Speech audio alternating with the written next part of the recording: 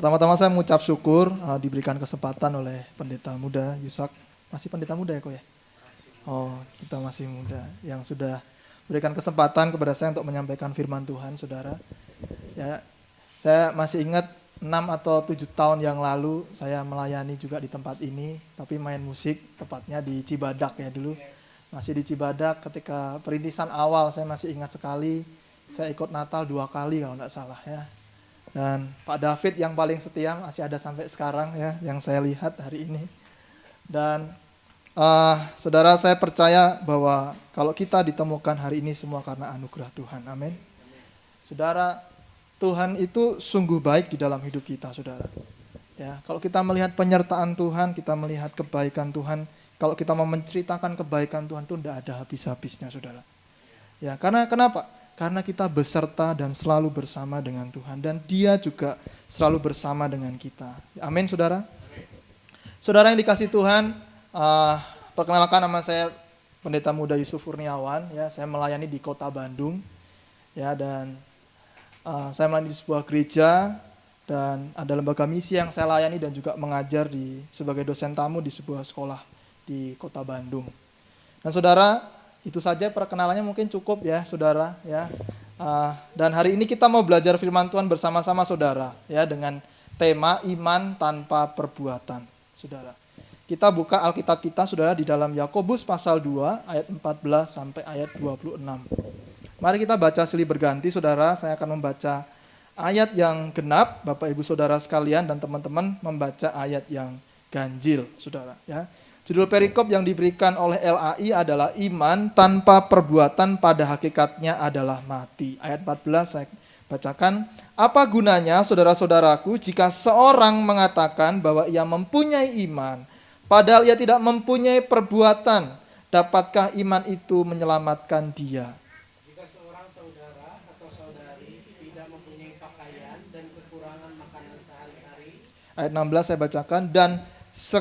Dan seorang dari antara kamu berkata, selamat jalan, kenakanlah kain panas dan makanlah sampai kenyang. Tetapi ia tidak memberikan kepadanya apa yang perlu bagi tubuhnya. Apakah gunanya itu? Ayat 17, saudara. Demikian juga halnya dengan iman.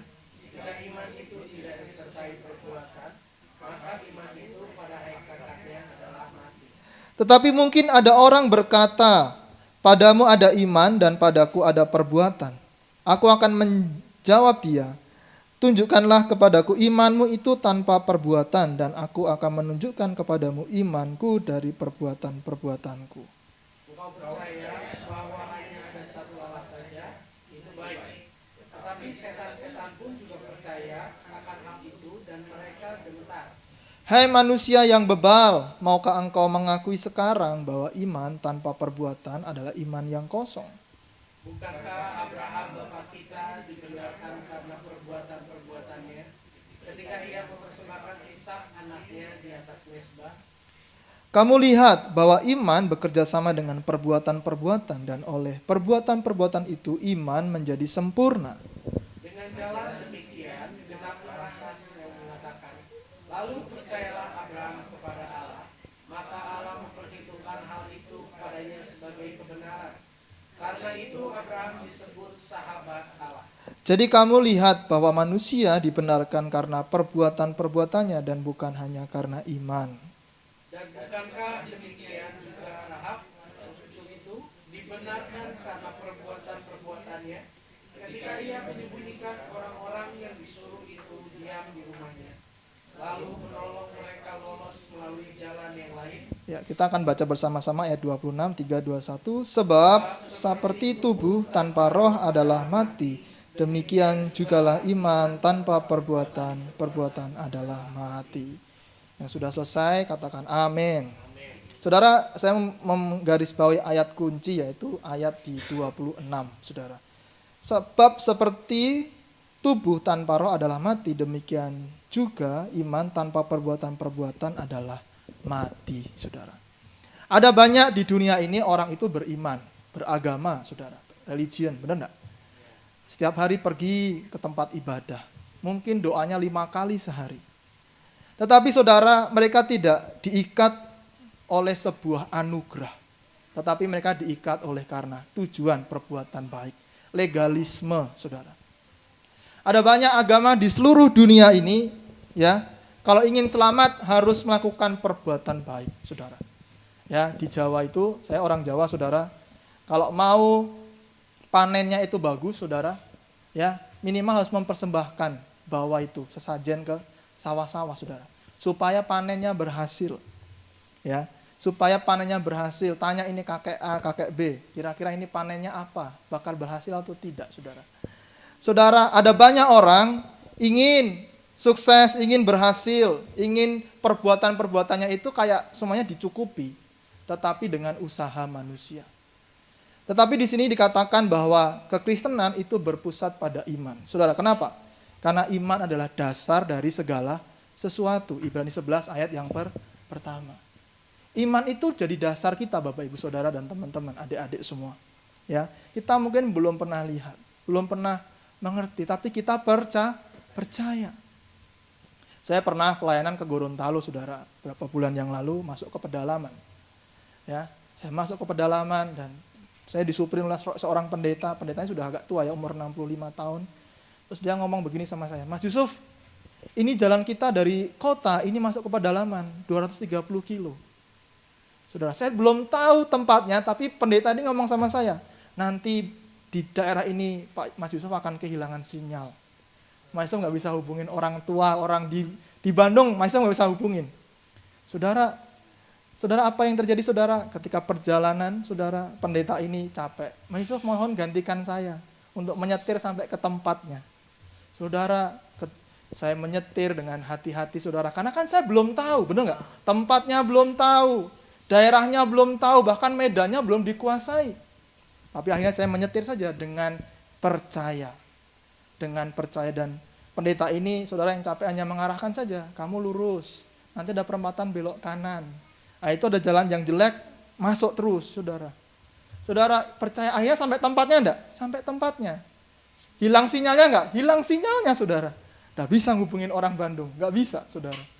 Saudara, seringkali kita perlu percaya kepada Tuhan. Percaya bukan lagi, bahasa kerennya itu adalah bukan sedikit percaya, tapi sepenuhnya percaya kepada Kristus. Amin.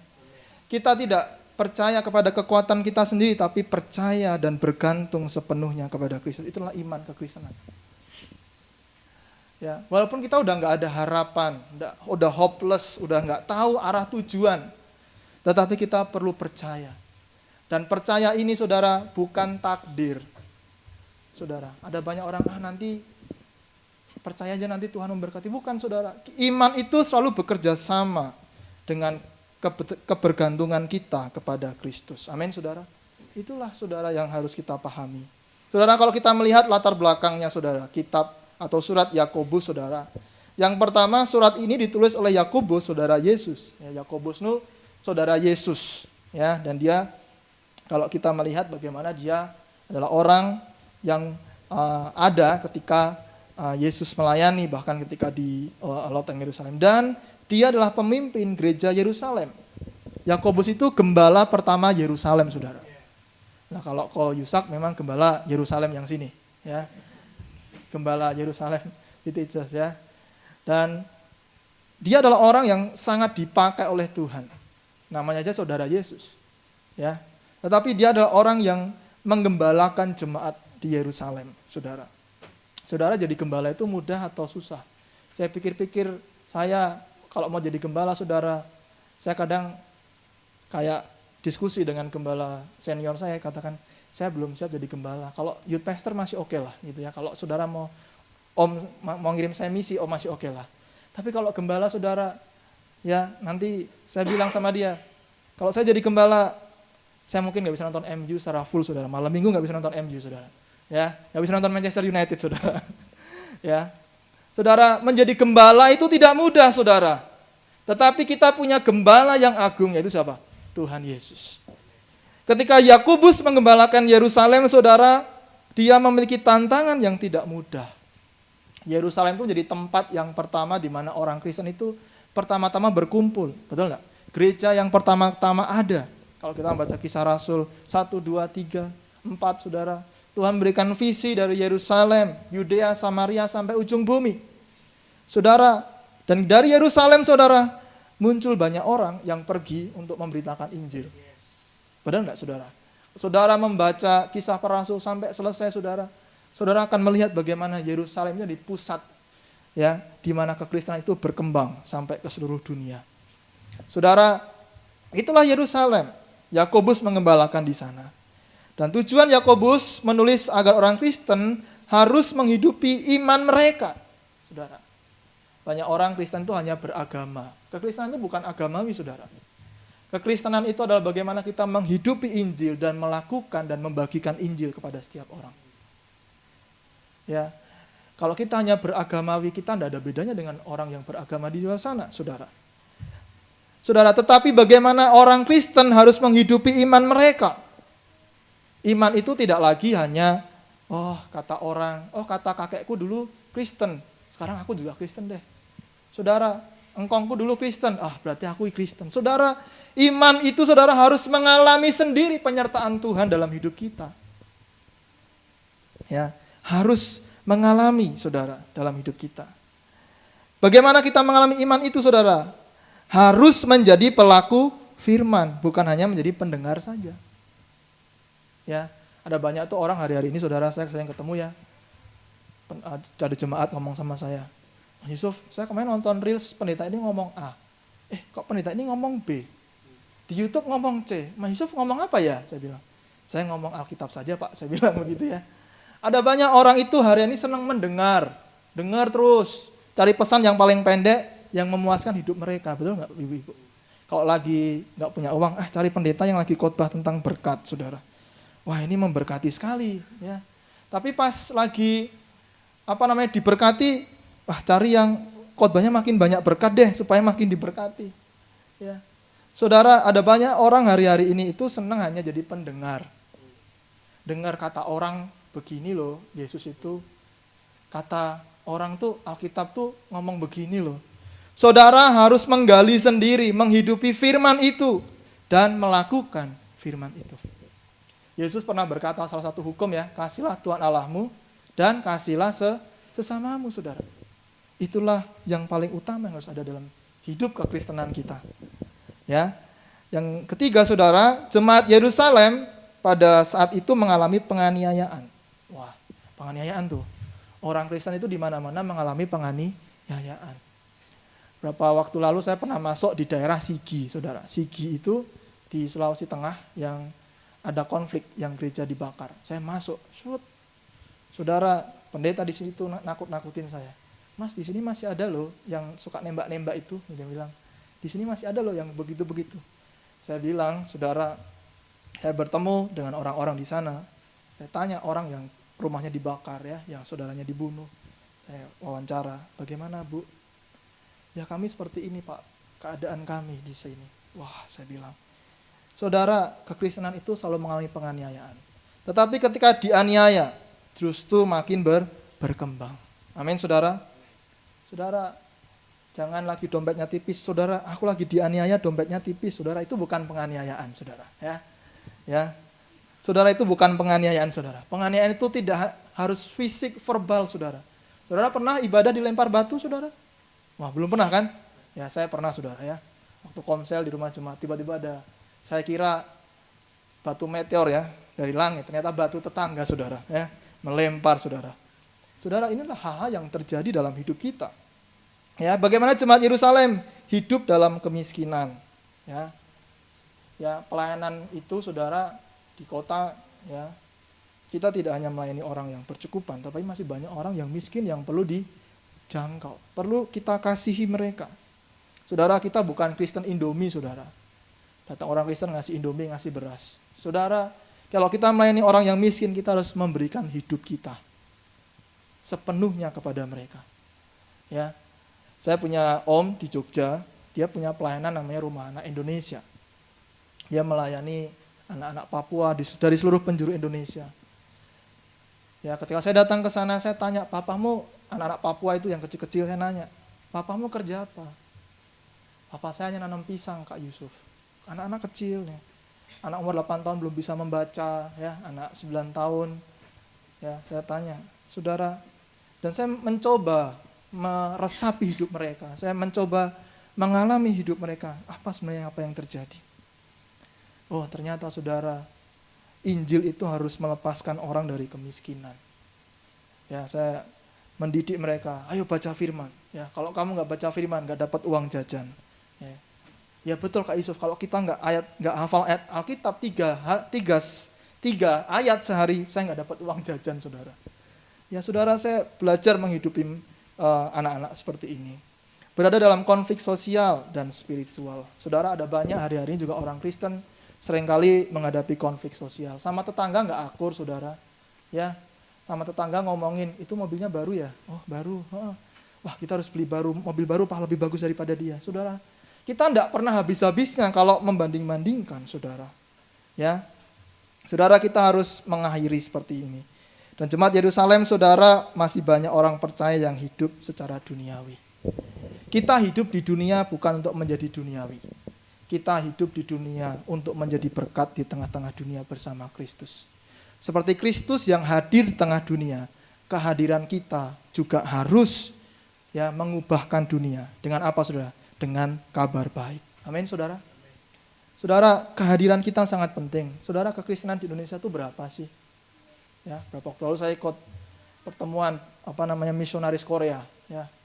Misionaris Korea, kita pertemuan. Orang Indonesia itu hanya 10%. Ya, kurang lebih 27 juta.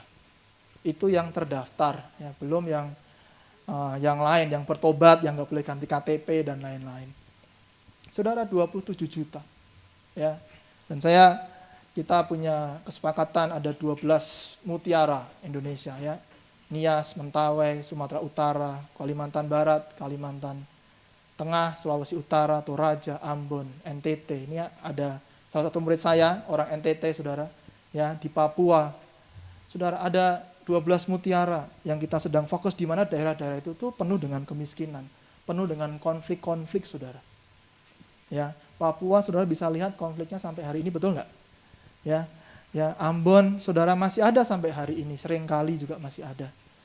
Mentawai, saudara, ya, banyak orang yang juga miskin, saudara, di Mentawai, tidak bisa baca, saudara. Tetapi kehadiran kita, orang Kristen di tengah Indonesia, itu juga sangat penting. Supaya apa? Supaya terang dan kemuliaan Tuhan itu nyata di tengah bangsa kita. Amin, saudara. Melalui Yerusalem, saudara, di Alkitab, orang-orangnya diberkat bagi banyak bangsa. Saya percaya melalui Yerusalem di tempat ini, GCC, saudara-saudara juga dipanggil menjadi berkat bagi banyak orang. Amin. Saudara, Yakobus mengajarkan, ya, ini doktrinnya. Yakobus mengajarkan bahwa perbuatan baik bukanlah penyebab keselamatan, ya, melainkan bukti dari iman sejati, saudara. Kita diselamatkan dalam kekristenan bukan karena melakukan perbuatan baik, bukan karena legalisme, bukan karena hal-hal yang kita usahakan, tetapi karena iman di dalam Kristus.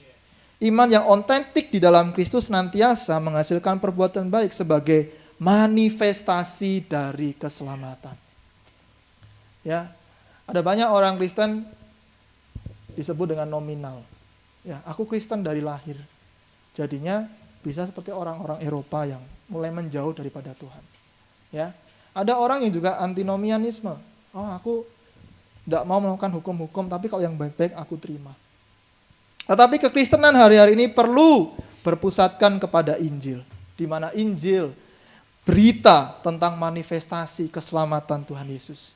Allah yang berinkarnasi menjadi manusia, ya, merasakan kelemahan sama dengan kita loh, saudara. Dicambuk, saudara sakit nggak? Sakit. Yesus mengalami sakit nggak? Sakit. Ya, saudara dipaku, Yesus dipaku. Ya, kalau kita maku di bilik suara, ya kita tidak merasa sakit, saudara. Yang kalah merasa sakit. Tapi Yesus benar-benar dipaku, saudara. Ya, Yesus dipaku supaya apa, saudara? Ya, merasakan sakit, saudara, supaya kita menerima keselamatan dalam Tuhan.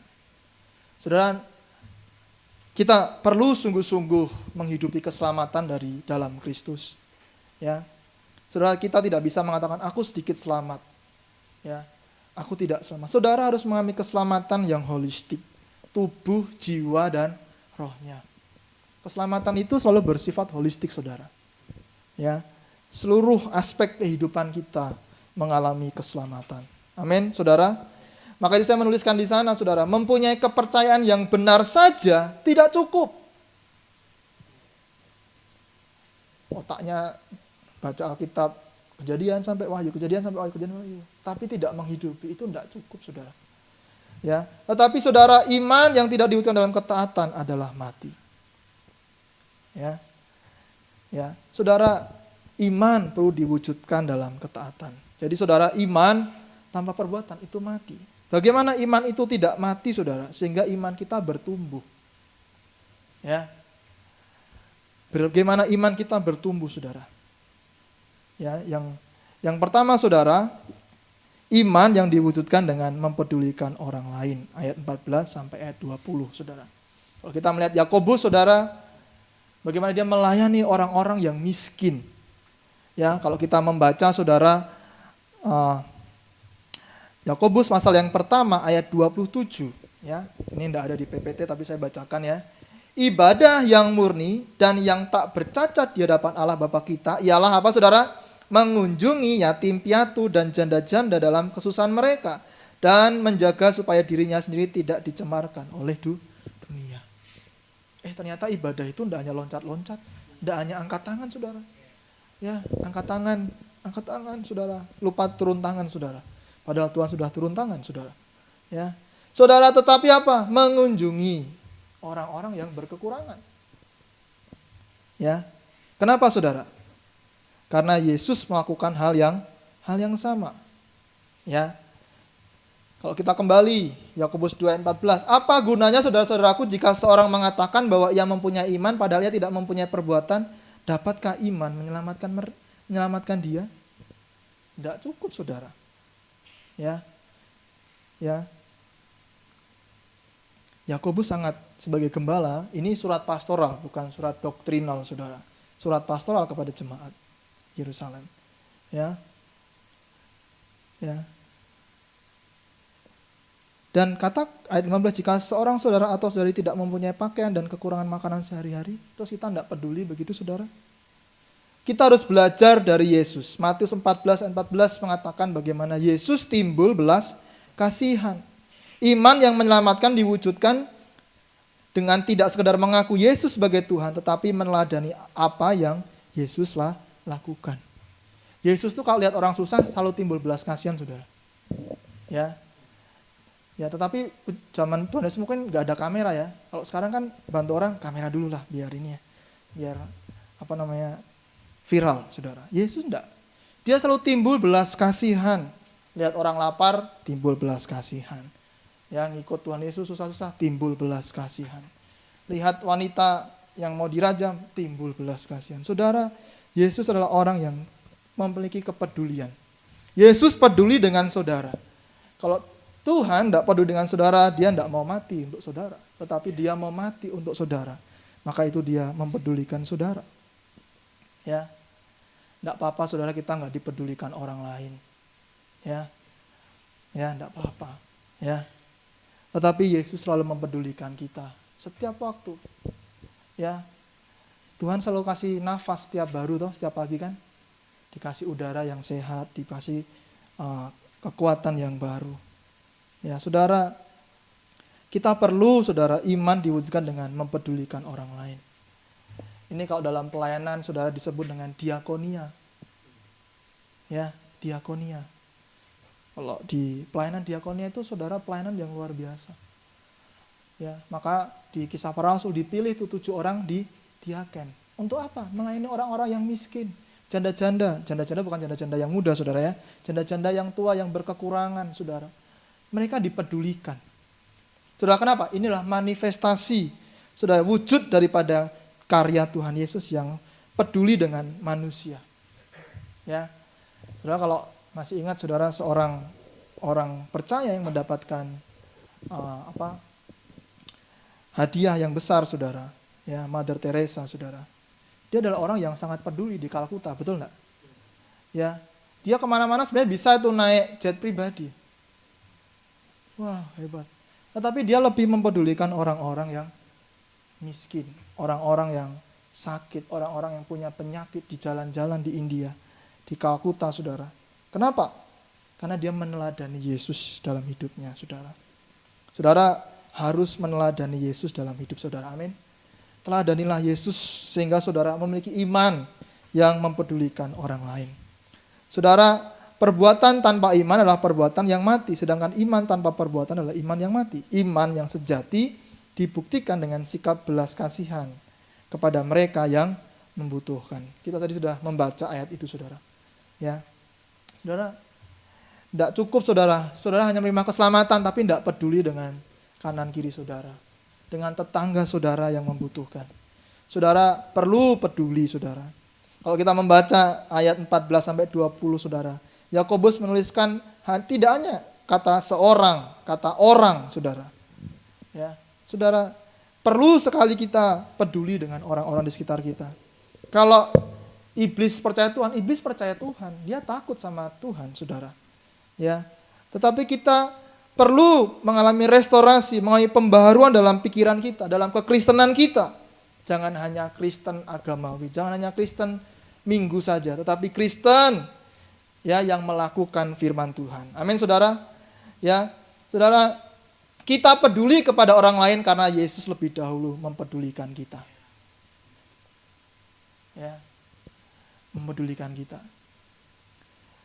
Kita peduli kepada orang lain karena Yesus lebih dahulu mempedulikan kita. Roma 5 ayat 8, akan tetapi Allah menunjukkan kasih-Nya kepada kita oleh karena Kristus telah mati untuk kita. Bukan kita lagi baik, bukan kita lagi jalan-jalan di Bali, saudara, bukan kita lagi jalan-jalan ke luar negeri, tetapi apa? Ketika kita masih berdosa, Tuhan mengasihi kita, saudara. Tuhan menunjukkan kasih-Nya kepada kita bukan dalam keadaan kita yang baik, dalam keadaan kita yang berdosa, yang tidak layak, tapi Tuhan melayakkan. Dalam keadaan kita tidak baik-baik saja, kita terpisah relasi dengan Allah, tetapi Tuhan mau menggabungkan kembali relasi kita dengan Bapa di sorga. Ya. Kalau kita tidak paham dengan kuasa salib Yesus, saudara, kita akan selalu meremehkan karya kasih Kristus. Tapi kalau kita memandang salib Yesus, kita menyadari ketidakberdayaan kita tanpa Tuhan, kita akan selalu merasa bahwa kita akan selalu membutuhkan Yesus dalam hidup kita. Kita perlu, saudara, hadir. Kita perlu, saudara, hadir seperti Yesus, hadir di tengah-tengah dunia. Dengan perbuatan-perbuatan yang ajaib. Kita tidak mungkin, saudara, menyembuhkan. Tiba-tiba seperti Yesus, ada orang sakit, sembuh. Tidak. Saudara berdoa saja untuk orang yang sakit. Ya. Saudara perlu menunjukkan kasih Yesus kepada setiap orang di dalam hidup kita. Yohanes 3 ayat 16, karena begitu besar kasih Allah akan dunia ini.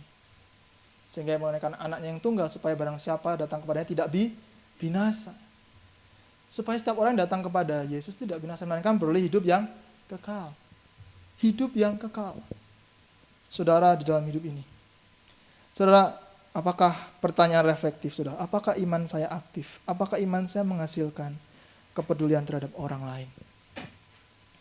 Yesus peduli dengan kita. Ya, apa kita peduli dengan orang lain di sekitar kita? Apa kita membiarkan orang-orang di sekitar kita binasa karena dosa? Ya. Saudara, saya ini bukan latar belakang orang Kristen. Keluarga besar kami, kakek saya itu orang Muslim, orang M. Bahkan keluarga kami masih ada yang punya pesantren di Bengkulu, ya di Temanggung, saudara. Ya, keluarga besar kami. Tetapi saudara, ada satu misionaris yang datang ke rumah kami, namanya Pak Kareli. Baru tahun lalu meninggal di umur 89 tahun. Ya, beliau dari Amerika datang ke rumah kami. Waktu itu kakek kami, saudara, kakek saya itu PNS ya di Jambi atau Riau gitu, saya agak lupa. Tetap akhirnya dia dipindahkan tugas di Jawa, pulang kampung. Akhirnya dia tidak mengajar di sekolah negeri, tetapi mengajar di sekolah BPK Penabur, saudara. Ya, ketika dia mengajar di Penabur di Purworejo, kakek saya bertemu dengan misionaris ini. Misionaris ini belajar bahasa Jawa.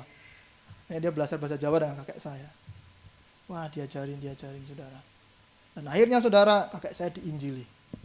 Semenjak itu kakek saya menjadi Kristen. Dan keluarga besar kami 10 anaknya menjadi orang percaya. Ya. Dan saya ingin katakan bahwa dalam melayani Tuhan, saudara, dalam peduli dengan orang lain, kita tidak melihat hasilnya besok. Tetapi hasilnya yang akan datang. Saya generasi ketiga yang melayani. Ya, kakek saya mendirikan 2 gereja. Jadi rumah kakek saya itu unik, saudara. Depan kirinya itu gereja. Tapi waktu dia masih muslim, dia bangun masjid di sebelah kanan, saudara. Jadi rumahnya di tengah-tengah, saudara. Ya, saudara, dan kami, keluarga besar kami semuanya melayani Tuhan sampai hari ini. Saudara, karena apa, saudara? Karena ada seorang yang membawa kabar baik ke rumah kami. Kalau tidak ada misionaris nih, hamba Tuhan namanya Kareli ini, saudara, tidak datang ke rumah kami, keluarga besar kami, mungkin kami saat ini akan binasa. Tidak kenal itu siapa Tuhan Yesus, tidak kenal itu siapa Yesus. Dan kalau ada sampai saat ini itu semua karena anugerah Tuhan. Saudara, kalau kita ingin membagikan kabar baik, jangan lihat hasilnya besok. Saudara menabur, hasilnya akan datang. Ya, amin, saudara. Saudara perlu menabur kabar baik kepada banyak orang, saudara, di hari-hari ini. Saya rasa bahwa hari-hari ini banyak orang, ada banyak gereja sedang disingkapkan. Bagaimana gereja perlu kembali kepada Injil yang sejati. Ada banyak Injil itu didistorsi, saudara, dikurangi. Ada banyak Injil itu tidak diberitakan semurni-murninya hari-hari ini. Ya, saya ditanya kemarin, Mas Yusuf, gimana Kristen progresif? Kacamata saya sudah progresif, saya bilang begitu ya, saudara. Ya, saya ketemu seorang apologet kemarin, kita ngobrol berdua, wah seru banget ya. Saudara, saya mengatakan, saudara, bagaimana kekristenan kita harus Kristen yang otentik, bukan progresif. Kalau kita Kristen otentik, saudara, kita akan meneladani Yesus. Kita akan memusatkan hidup kita kepada Alkitab. Tidak ada tuh bacaan yang lain. Bacaan kita Alkitab. Kalau ada bacaan yang lain, buku-buku yang lain, saudara, itu hanya menjadi cemilan. Tetapi makanan pokok kita harus Alkitab. Ada banyak orang hari ini, anak muda ya, saya kadang ketemu. Bacaanmu apa? Buku ini kak, buku ini kak. Lebih banyak baca buku ini atau Alkitab? Wah, banyak buku ini kak, ini bestseller, ini Gramedia. Gitu.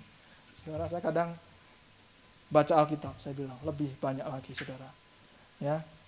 Saudara menjadi Kristen yang otentik, Kristen yang berbeda dari orang di tengah-tengah lainnya, saudara. Amin. Saudara, yang kedua, bagaimana supaya iman kita, iman tanpa perbuatan itu tidak mati. Yang kedua, saudara, iman yang menghasilkan ketaatan. Ya, ayat 21 sampai 24, Yakobus memberikan contoh bapak beriman, yaitu siapa? Abraham. Ya. Saudara, Abraham itu adalah orang yang luar biasa. Dia orang dari Ur Kasdim, dapat visi, dipanggil Tuhan. Pergi ke tanah perjanjian. Saudara, tetapi dia melakukan dengan taat. Perbuatan baik itu, saudara, kalau kita sudah beriman di dalam Kristus, saudara, perbuatan baik itu bukan tuntutan, tetapi bukti daripada ketaatan kita kepada Kristus. Ya, kalau dituntut-tuntut, saudara, orang tuh nggak mau berbuat baik benar-benar, saudara. Ya, nggak mau, saudara. Tetapi itulah ketaatan kita kepada Kristus, saudara. Itu yang dilakukan oleh Abraham. Dia percaya kepada covenant, perjanjian dia dengan Tuhan, dan dia taat menghidupinya. Saudara, kita belajar, saudara, ketaatan Abraham diuji ketika mempersembahkan Ishak, tetapi ia tetap beriman. Kalau kamu membaca Ibrani 11 ayat 17 sampai 19, dia itu tetap taat ketika disuruh mempersembahkan Ishak. Karena dia yakin, saudara, Tuhan membangkitkan loh, saudara. Ya. Kita baca ya. Ibrani 11 ayat 17 sampai 19. Ya. Ibrani 11 ayat 17 sampai 19, karena iman maka Abraham tatkala ia dicobai mempersembahkan Ishak, ia yang telah menerima janji itu rela mempersembahkan anaknya yang tunggal. Anaknya ditunggu-tunggu udah lama, Bapak Ibu. Ya. Ketika umur tua dia baru punya anak, tapi tiba-tiba dia disuruh mempersembahkan. Susah enggak? Berat. Ya, berat Saudara. Ya. Walaupun kepadanya telah dikatakan, jadi Allah berbicara, keturunannya yang berasal dari Ishak lah yang akan disebut keturunanmu. Karena ia berpikir, siapa yang berpikir? Abraham berpikir bahwa Allah berkuasa membangkitkan orang-orang sekalipun dari antara orang mati, dan dari sana ia seakan-akan telah menerimanya kembali. Ketaatan kita diuji ketika kita memberikan yang terbaik untuk Tuhan. Ada, Yesus pernah bertemu dengan seorang muda ya. Tuhan, aku sudah bayar ini, saya sudah datang ke bait Allah, sudah mempersembahkan A, B, C, D. Ketika Yesus menantang yang terakhir, apa Saudara? Jualah hartamu, bagikan kepada orang-orang. Dia berani enggak? Enggak berani. Saudara, ketaatan kita memang harus mempersembahkan apa yang terbaik dalam hidup kita, yang berharga dalam hidup kita. Abraham menjadi teladan Saudara. Bagaimana ketaatannya Saudara mempersembahkan anaknya.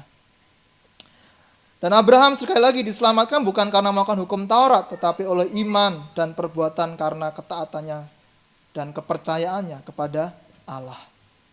Ya, Saudara, Ibrani 11 ayat 8, bagian awal saja. Karena iman Abraham taat. Taat itu kalau dibaca dari kiri, kanan, sama taat. Obey, Saudara. Ya, banyak orang itu kalau dengar firman Tuhan pengennya nggak taat.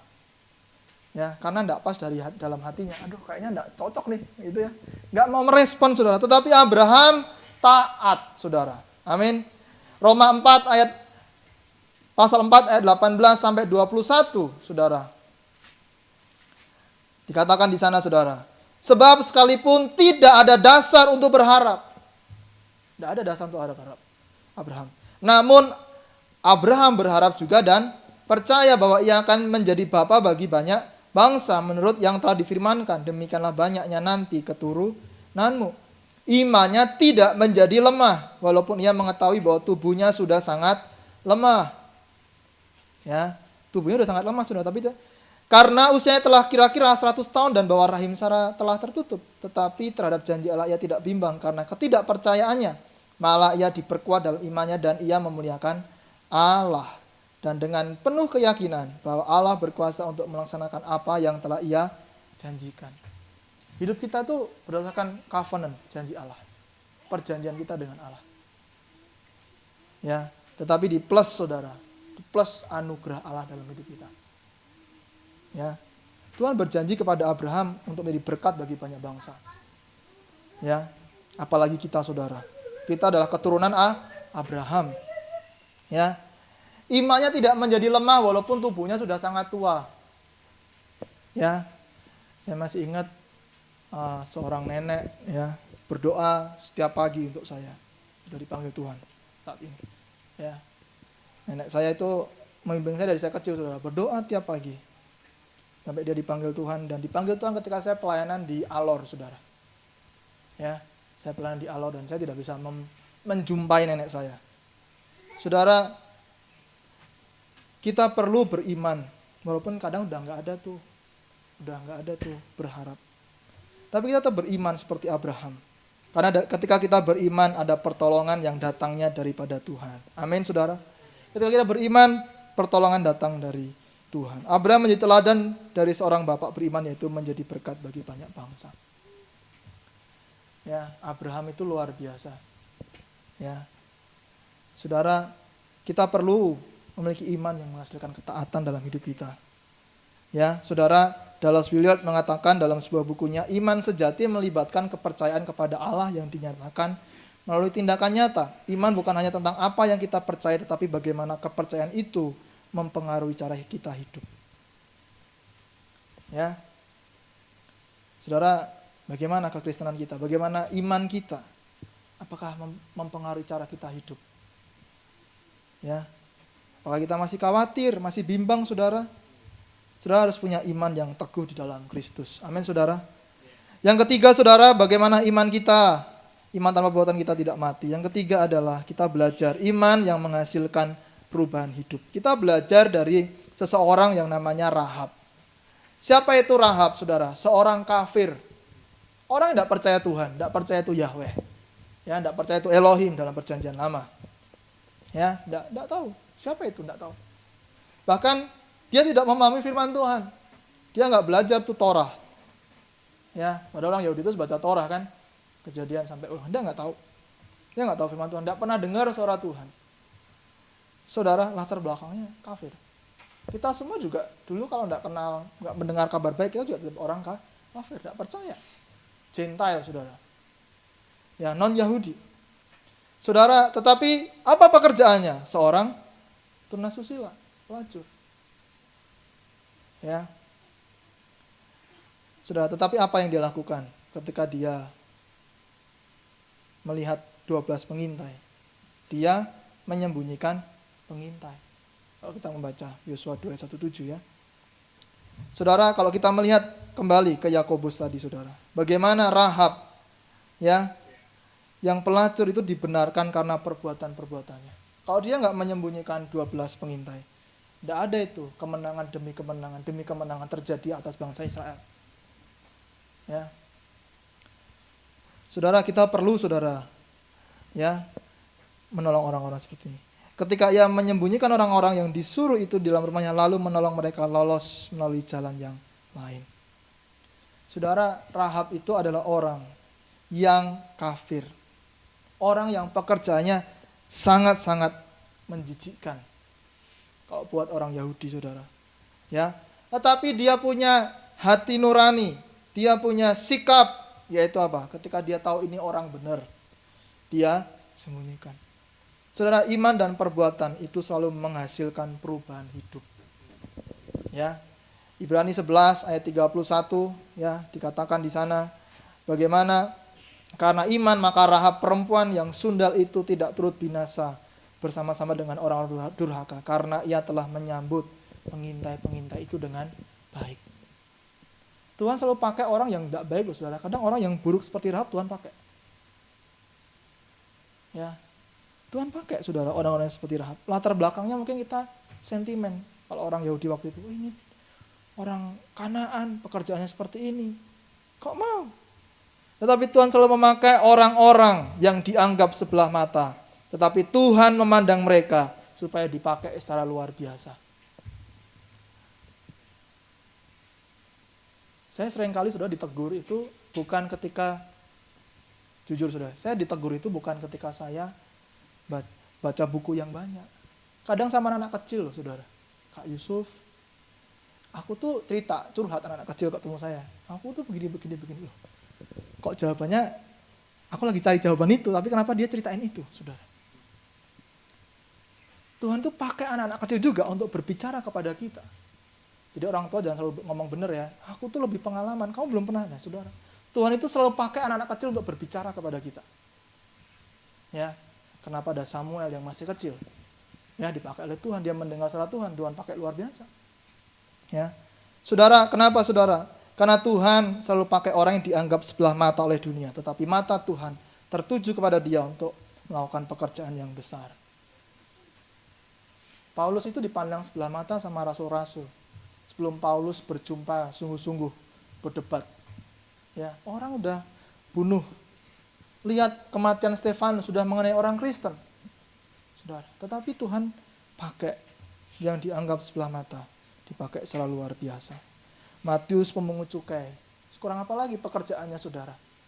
Ya. Kekristenan kita harus memandang dengan cara pandang Tuhan, bukan dengan cara pandang kita. Kalau kita melihat orang yang pekerjaannya ini, saudara, yang tidak baik di tengah lingkungan, kita belajar melihat seperti Yesus melihat, saudara. Amin. Saudara, ketika kita diperbarui oleh Roh Kudus, hidup kita akan mencerminkan pembaruan itu.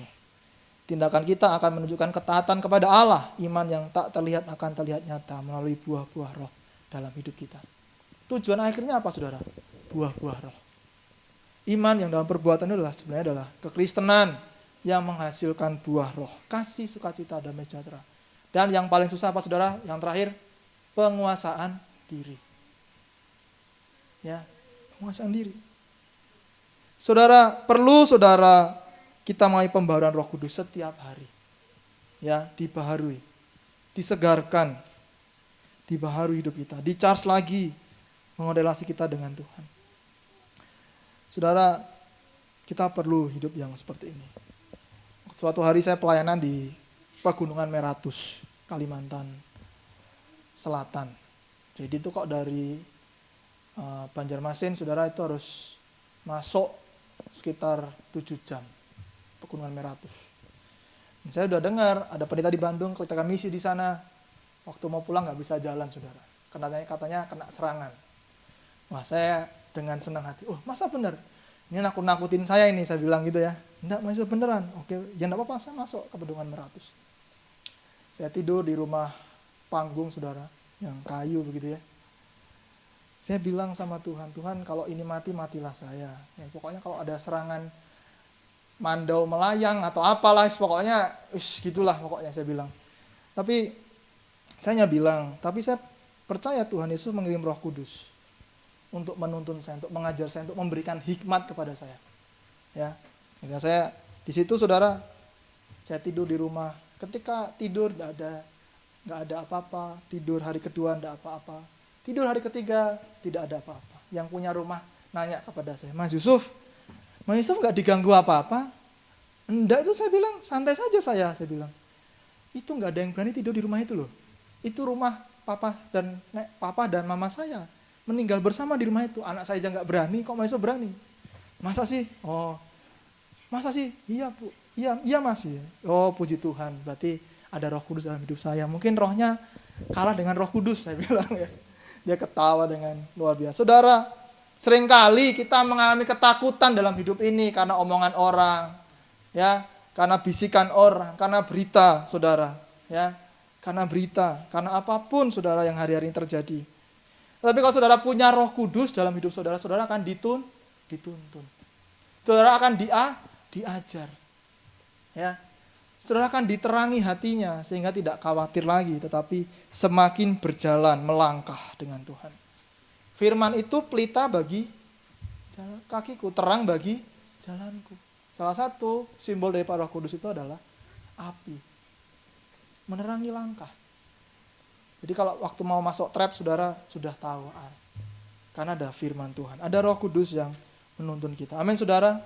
Saudara, kita belajar iman tanpa perbuatan adalah mati. Bagaimana iman kita tidak mati? Yang pertama, iman yang diwujudkan dengan mempedulikan orang lain. Melayani dengan kepedulian, saudara. Ya, kepedulian pada orang lain. Ya. Yang kedua adalah iman yang menghasilkan ketaatan. Jangan sampai iman kita itu jadi iman, bahasa Jawa itu ngelokro. Ya. Seperti motor yang nggak pernah diservis, tahu saudara, akhirnya turun mesin, nggak bisa dipakai lagi. Tapi iman kita harus menghasilkan ketaatan, terus panas, terus bergairah, seperti Abraham. Saudara, yang ketiga adalah iman itu harus menghasilkan perubahan hidup. Bagaimana iman kita mati? Kita harus mengalami perubahan, hari demi hari, waktu demi waktu, saudara. Amin. Kesimpulannya, saudara, iman sejati akan terbukti oleh perbuatan baik. Bukan perbuatan baik yang menyelamatkan kita, melainkan perbuatan baik adalah bukti keselamatan di dalam Yesus Kristus yang terlebih dahulu berkorban untuk kita. Saudara, hanya kekristenan, saudara, yang diselamatkan hanya oleh iman. Bukan usahamu, tetapi pemberian Allah. Jangan ada orang yang memegahkan diri. Di luar sana, semua mencoba menyelamatkan dirinya dengan melakukan perbuatan baik. Dengan membeli sapi yang banyak, saudara, kemarin kita menikmatinya. Dengan membeli kambing yang banyak, kita membuat satenya, saudara. Ya. Berbuat dengan amal. Ya, saudara, kita tidak seperti itu. Amal adalah wujud daripada keselamatan yang kita terima dari Kristus Yesus. Amin, saudara. Saya undang untuk bangkit berdiri.